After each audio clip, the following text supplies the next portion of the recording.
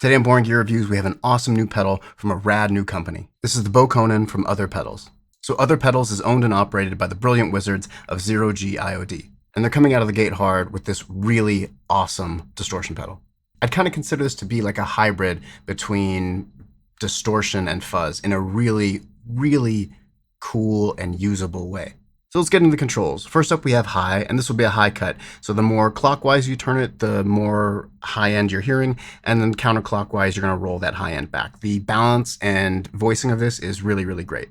To the right of that, we have other, and this will be a bias control. So you want gating and sagging, you crank this up, and if you don't, turn it all the way off, and you get a beautiful, clear, strong distortion signal. Below that, we have level. This will control the overall output of the pedal while it's on, and you can, of course, use this to drive the front end of your amp really hard. Next up, we have attack, and this is your fuzz control. And lastly, we have input, and this will boost or cut your input level. What I love about this is without the attack, you can use the input kind of like a distortion control. And playing off the values of attack and input, you can get some really great and super unique textures in your fuzz and distortion tones. And lastly, we've got true bypass foot switch and top jacks and DC. And for today's demo, I'm using my 1989 Gibson Les Paul Standard. From there, we're running into my Universal Audio Apollo X6, and finally into the Softube JMP 2203 amp sim.